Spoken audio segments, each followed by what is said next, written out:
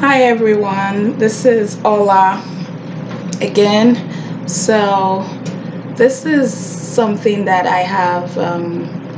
It's also from when I did kind of like my quiet time with the Lord, and I felt like it's something I should share. And this is the story of a great, great man of God, and we're just going to do some, Bible, a kind of Bible study, kind of. And this is about a great man of God, and he you know, was just a nobody. David, King David. He was just a nobody. Even his family did not like him. We don't hear much about his, mom. We know his dad is Jesse, but even Jesse did not like him because Jesse had sons, I believe 7 sons, and David was the youngest. And Bible scholars say that David was probably born of fornication, maybe a concubine gave birth to him. And even in his Psalms, like in Psalm 27, there's a place where he says, about a little bit, gives us a little bit of insight about his relationship with his parents. He said, when my father and my mother forsake me, then the Lord will take me up. So he was trying to say that, he didn't have the best of relationship or the best of a father's love or a mother's love. He didn't have any of that. But he had a relationship with God. Something happened somewhere. And I believe it's because of the fact that he was so rejected. He was so, unaccepted. He was probably bullied by his brothers, treated despicably, and was treated in a very condescending way. And he was also the youngest again, so it seems like you're just nothing, just go. And so because of that experience that David had, I believe that's one of the reasons why he went so much after God. Because many times when we have trials, when we have tribulations, that's really one very good propeller that propels us to God. It really makes us start searching for something more than the human being. Because when you begin to see that your parents are flawed, family is flawed, brothers are flawed, sisters, every human being is flawed, then you begin to search for more. You begin to search for love that would not fail you. You begin to search for someone that would never leave you. And that's one of the promises the Lord Jesus gave to us. He said, I have loved you with an everlasting love. And he said, lo, I'm with you to the end of the age. And he said he will never leave us, he'll never forsake us. And David had this revelation. He said that when my father and my mother, he didn't say if. Do you know there's a difference? He didn't say if my father and my mother. He said when my father and mother forsake me, then the Lord will take me up. And there might be someone watching today and you feel like your father, your mother, the closest people have forsaken you. The people that should have been there for you, that should have protected you, they've forsaken you. Some people were molested by their parents. Some people were, treated terribly, abused by those that should care for them. And that verse in Psalm 27 is really something that I want you to just meditate on and, let the Lord bring light into it by the power of the Holy Spirit. That when those that are closest to you, might even be a spouse, when your father and mother forsake you, then the Lord will take you up. And that's like on the side, but it's one of the things I really like about David. He gives us an insight into the fact that he didn't have anyone for him except God. And one question I always ask is, when he was sent to take care of the sheep in the wilderness, in the fields and everything, did they not have an idea that there were lions and bears that could come over there? Was it something that would have shocked them if they heard that, oh, a lion, killed this guy? It's like they were like, who is the most expendable? Who is the one that we can do without? Let that one be the one that will go to the place where the lion and the bears are. And even as terribly as they viewed David, the best thing he did was he went after God. And no matter the terrible situation you are in, God sees it and he wants you to go after him. And when you go after him, he will make that which people have thought was useless, was stupid, unwanted, has no worth, has no value. He would make that rejected stone the chief cornerstone. God uses rejection to let you know that human beings are flawed and they cannot give you your heart desire. I cannot say this enough. Human beings are flawed, they cannot give you your heart's desire. You have to get that desire from God. You have to go for Him full throttle. You know what I mean? You have to go for God with everything you have. It says that, and I believe this is Jeremiah, and it says that you will seek me and you would find me when you seek for me with all your heart. I believe this is Jeremiah 29:13. I think. I'm just trying to quote off my head. But that's one key thing you should know about searching for God. Do not stop. Do not give up and go for Him full throttle. So you seek Him and you will find Him when you go for Him with all your heart. Do not have a divided heart. Do not let, the cares of this world and the things that there would always be bills, there will always be career, there will always be all of that. But seeking God is the principal thing. They say wisdom is the principal thing. And you see in the New Testament, we find out that Jesus is the wisdom of God. So seeking Christ, seeking Jesus, it is the principal thing. Nothing else matters more than that. But today we want to look a little bit about David and the episode he had with Bathsheba and Uriah. And this is 2 Samuel 11.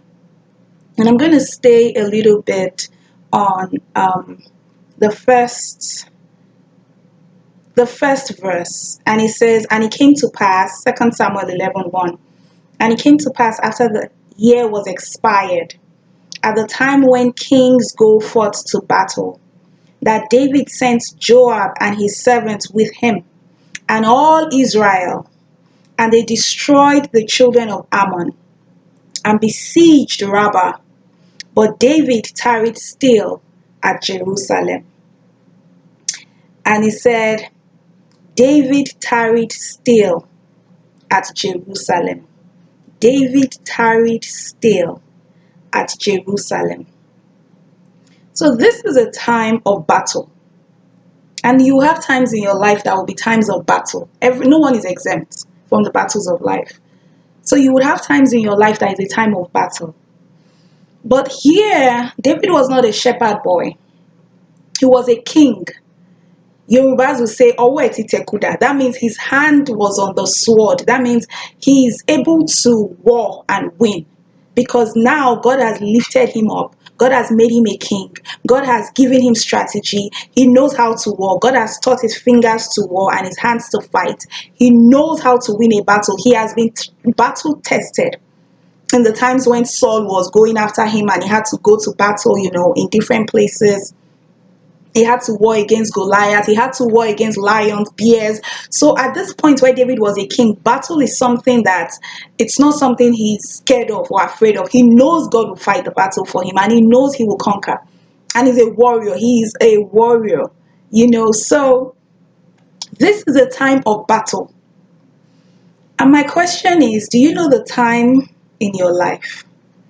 Ecclesiastes says there's a time for everything under the sun. There's a time to war, there's a time to make peace, there's a time to bond, there's a time to die, there's a time. So there's a specific time for every situation in your life.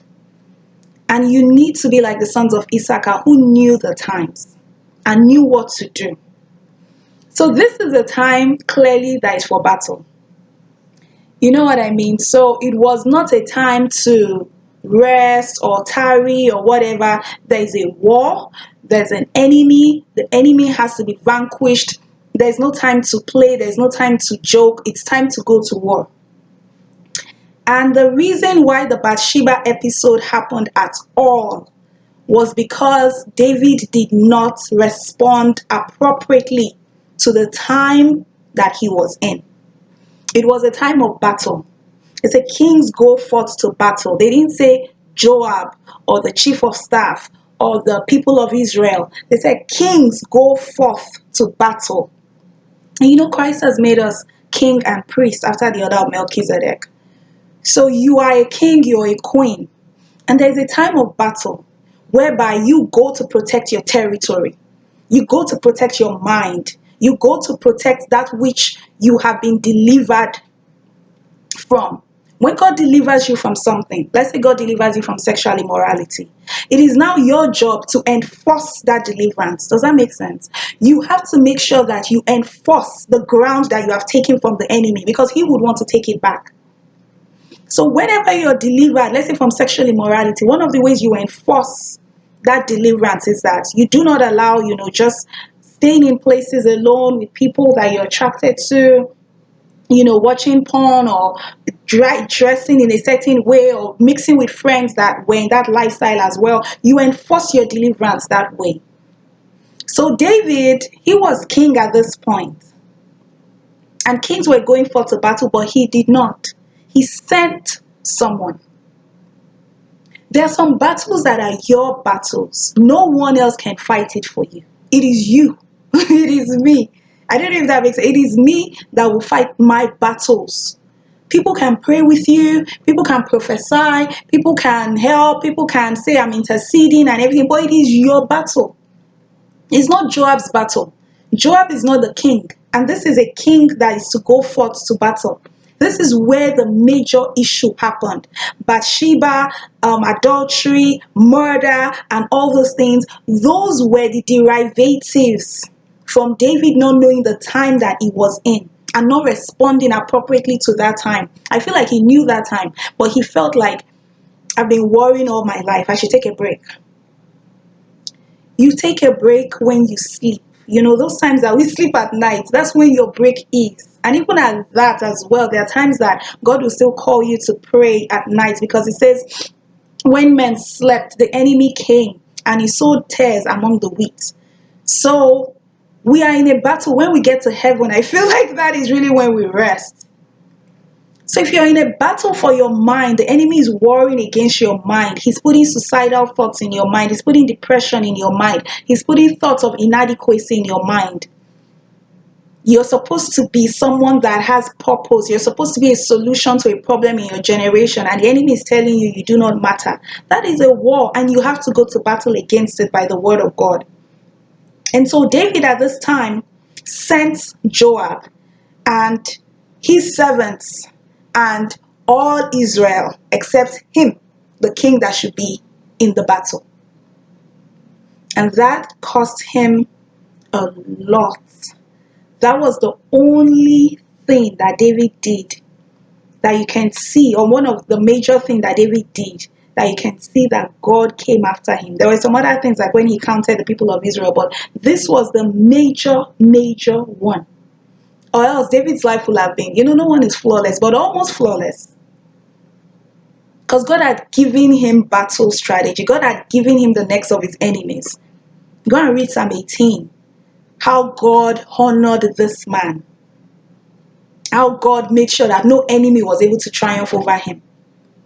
So this place, except the son of his own loins, which is Absalom, and that came from this situation. This time of David not knowing this time, not going for to battle at the time that he should. It's really critical to know the time that you are in and how to respond appropriately. You might know, but if you don't respond appropriately, it could cost. It has a high cost. It's a heavy cost. And it says, and David tarried still at Jerusalem. I want you to think of that word still. Still means that maybe, and this is all I just say my own, or let me say my own, but maybe David had planned to go to battle. But he said, you guys go ahead of me. Then I'll come and join you guys. You know what I mean? Because he said tarried still. So he had tarried. And maybe had planned at some point to join with the battle. But that still makes me to see that instead of him to, that little tarrying he did, he now expanded it. He now extended it. He now made it not just be, oh, I just want to take a day or two off. He now made it seem like what you call a year in the spirit, not engaging in battle, not engaging the enemy. And because of this tarrying still at Jerusalem, he was what? He was in the wrong place at the wrong time. And this has cost so many people their destinies. so many people their lives. And this is a prayer point for me. One of my prayer points is that, Lord, do not let me meet those that I should miss, and do not let me miss those that I should meet, and let me always be at the right place at the right time.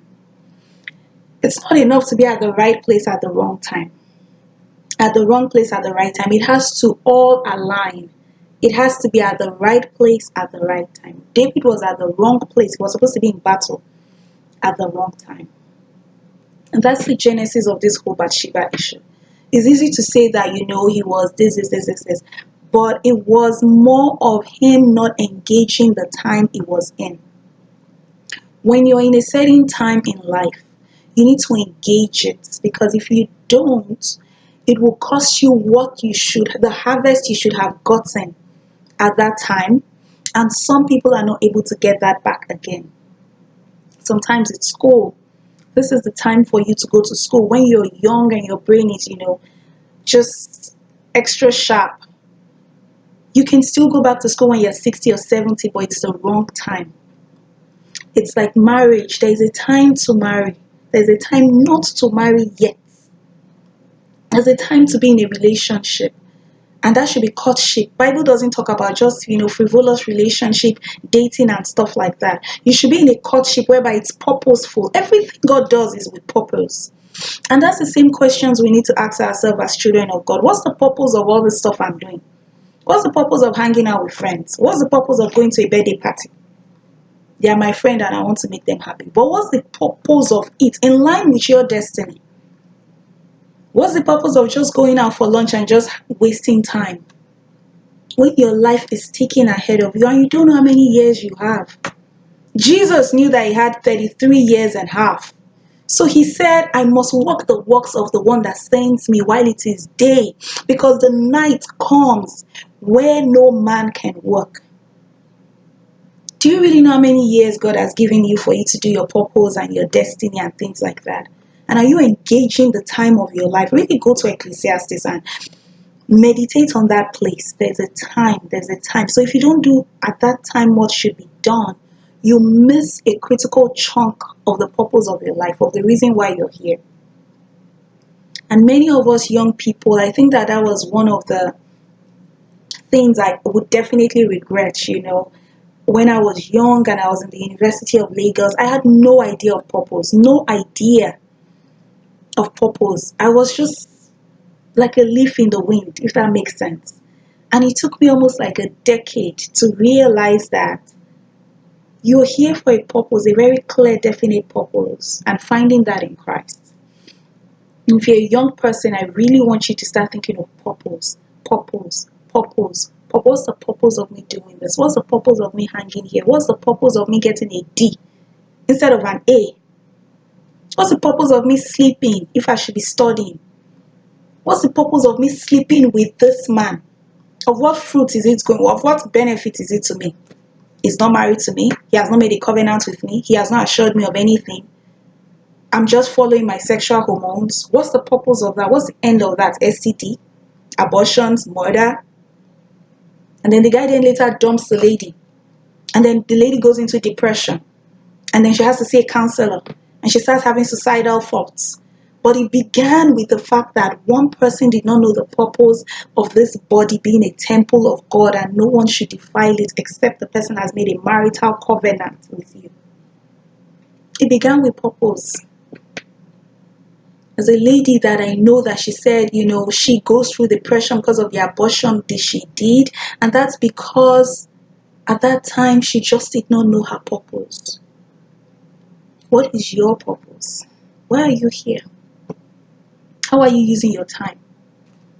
Do you know the time and what you should do in that time? Are you like the sons of Issachar? Or have you been someone that you've been very purposeful, but at some point you decided to take a break from the reason why you exist, like David did? And so going ahead in verse 2, it says, and it came to pass in an evening tide that David arose from off his bed. Evening, David arose from off his bed. Evening, That means he had been on that bed from night before till the next morning, afternoon, evening.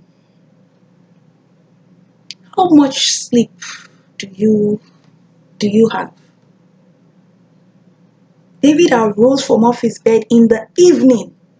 He slept the entire day. When you are in such a complacent state, when you are in such a lazy state, and you're not, firm, you're not, what's the word? You're not firm, you're not engaged with destiny, you're not engaged with purpose. They say nature abhors vacuum. So because there's a vacuum in place, instead of you following purpose, then you're going to have to follow perversion. Perversion is when you are using something for what it should not be used for. David was a king. He was supposed to be doing kingly things, but he was here sleeping like a sluggard and sleeping all day till evening tide. Then he rose off his bed and began to walk upon the roof of the king's house. So, of all the kingly things David could have done, managing state of affairs, going to battle, finding out what's going on, ensuring that Israel's borders are secure, that they are safe, they are enforced, that people, are being ruled as they should by the way God has told him or spoken to him, he began to sleep. And then when he woke up, he decided to walk upon the roof of his house, the king's house. And it says, and that king's house means something. That king's house means that it's someone who is a king that lives in that house. Someone who is taking care of the role of a king that should live in that house. It wasn't David's house, so it is a king's house. Someone who is in alignment with what a king should be and what a king should do, and is doing that. That is the one that is supposed to live in that house. So David was even in the wrong place. At that point, that house was not where he should be because he was not taking the role of a king. And because he wasn't taking the role of a king and being complacent about his purpose, he lost that role of a king for a season when his son Absalom chased him out of that house. So when God has lifted you to a certain place, know that the reason why you are there is in accordance with you fulfilling the role of that place. If God has made you a father and you have kids, the reason why you are a father and you are alive and you are there is so that you will raise your kids in the way of the Lord. You would steward that responsibility that has been given to you and raise them in the way of the Lord. The moment you no longer take your place as a father is not someone that sows the seed. A father is the one that waters the seed, does that gardening, stewards those lives for God's purpose. So if you're no longer playing that role of a father and you're actually becoming someone that will hinder the life and purpose of those kids, God can take you out.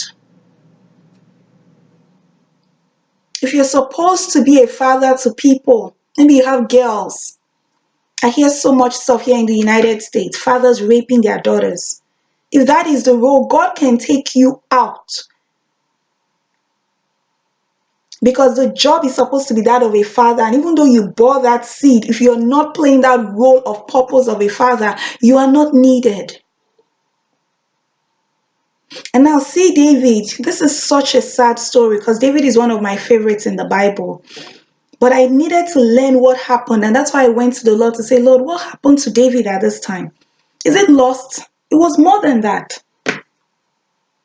There's a certain place, certain time, certain complacency, and out of order, out of purpose, in which lust is able to creep in. Yoruba say that tí ògiri ò bá lanu, alángbá ò lè wo ògiri. What happened to David was that he was complacent about his role. He was complacent about the significance of his role.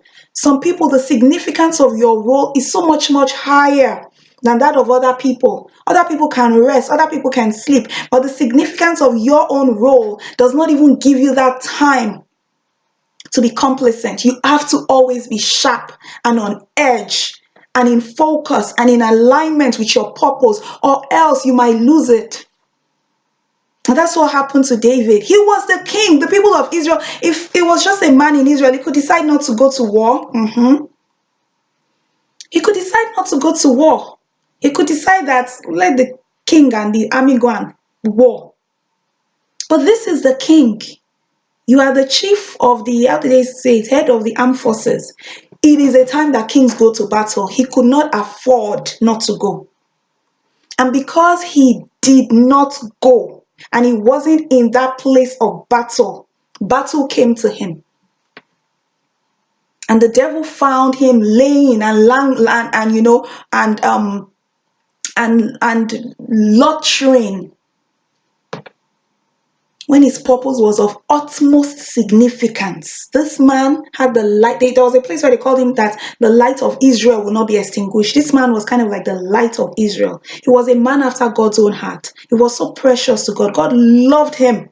God preferred him above all his brothers in his father's house. God brought him from a shepherd boy that was nothing. God raised him up and made him king. God turned his ashes to beauty. God made someone who would have been killed in the field. God made him the king over his people. God exalted David highly. But at some point, David forgot the purpose behind all of this. And now it says that he was upon the roof of the king's house, and from the roof he saw a woman washing herself, and the woman was very beautiful to look upon. And David sent and inquired after the woman, and one said, "Is not this Bathsheba, the daughter of Eliam, the wife of Uriah the Hittite?" And David sent messengers and took her. I personally believe that the reason why Bathsheba was washing herself is because she was on her period. She was menstruating. So she was washing herself in that evening tide. And so she was having a bath because she was on her period.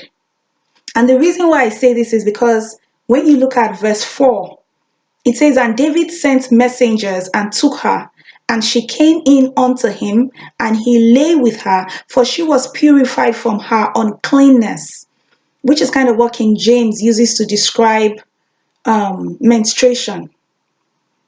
"And she returned unto her house." God knew that this temptation was coming for David.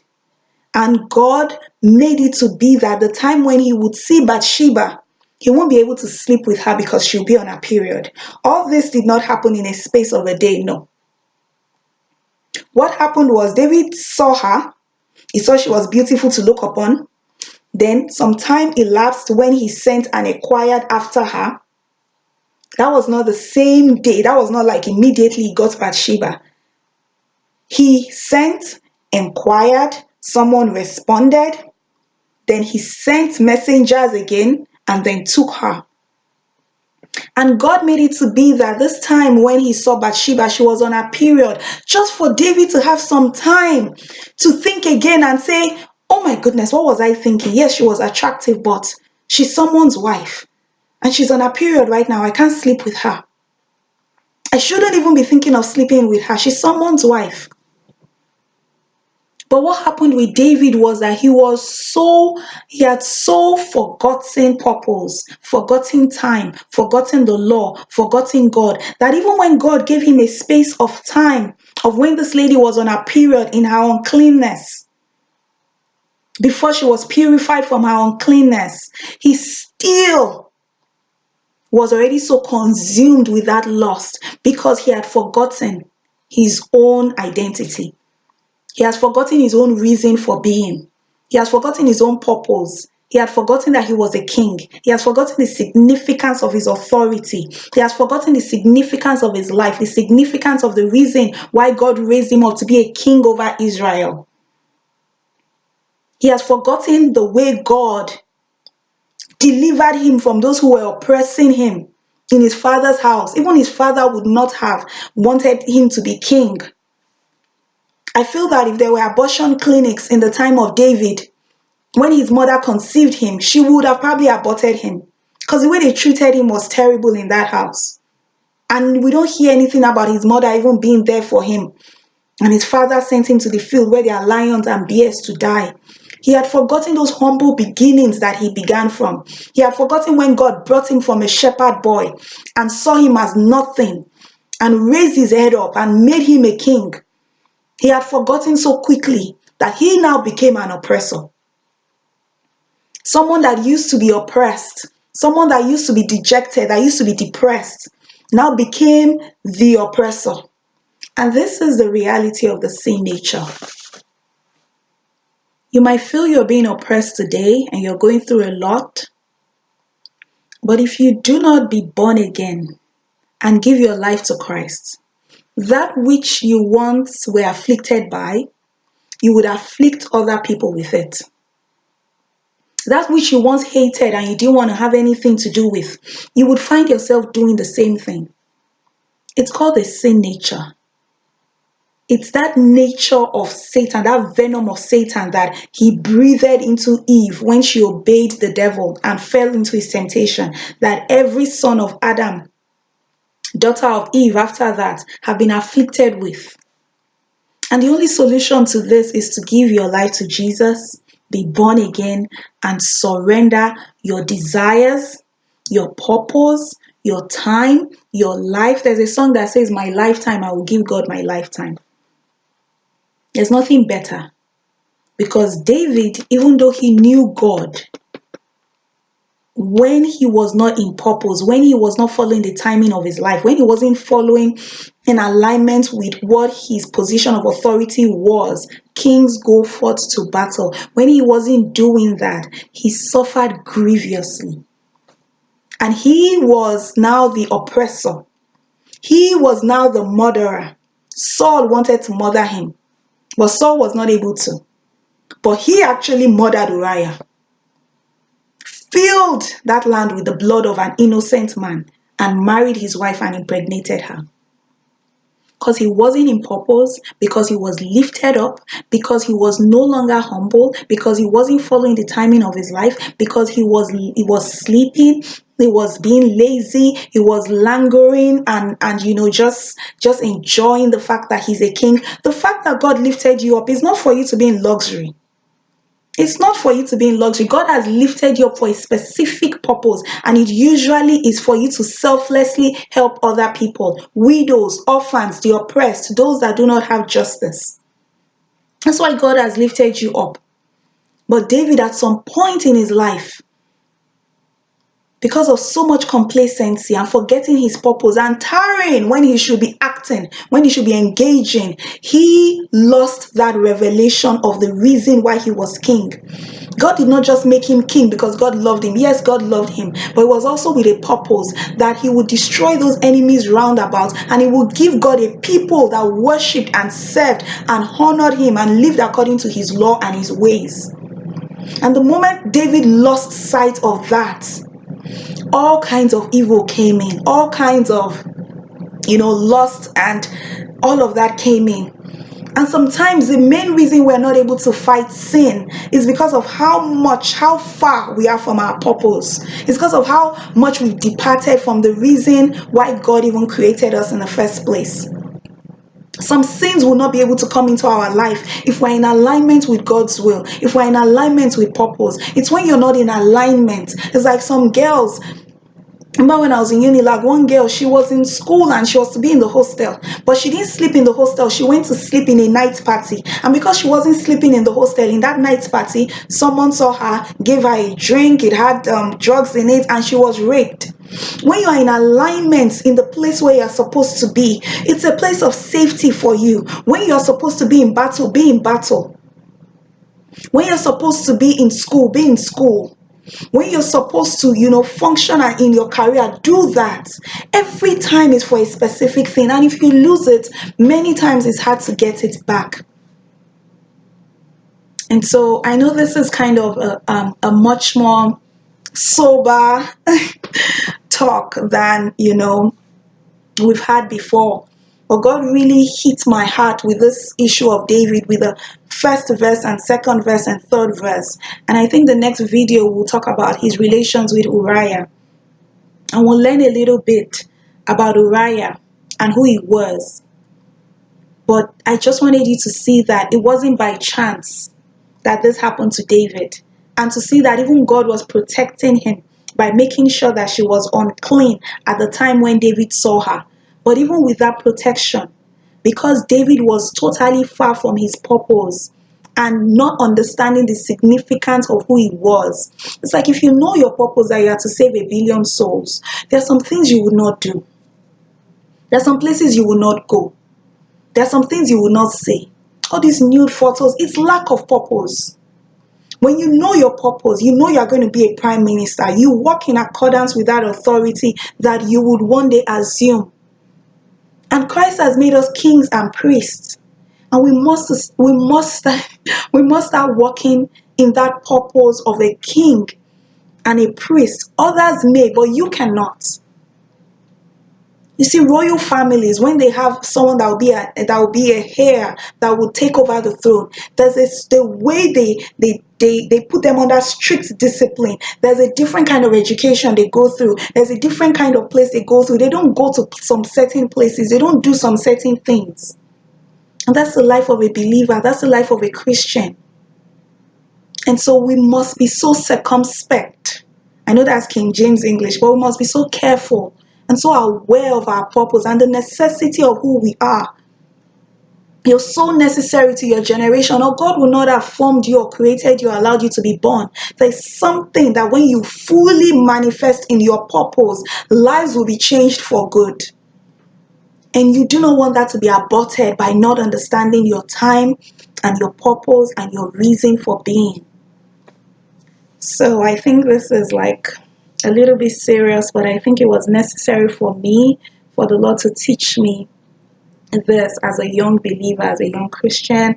And I'm just glad you guys, watch this and let me know what you think. Let me know what your comments are. I love to hear from people. What do you think about this, case of David? Do you think like this was just something that just happened, or do you think this was only the devil, or do you think this was, a case of being out of alignment with purpose and time? But anyway, thank you guys for watching. You guys have a beautiful Sunday. Today's Sunday. And Sundays are always beautiful because you get to get some rest. So yeah, you guys have a blessed week, and yeah, have a good one. Bye.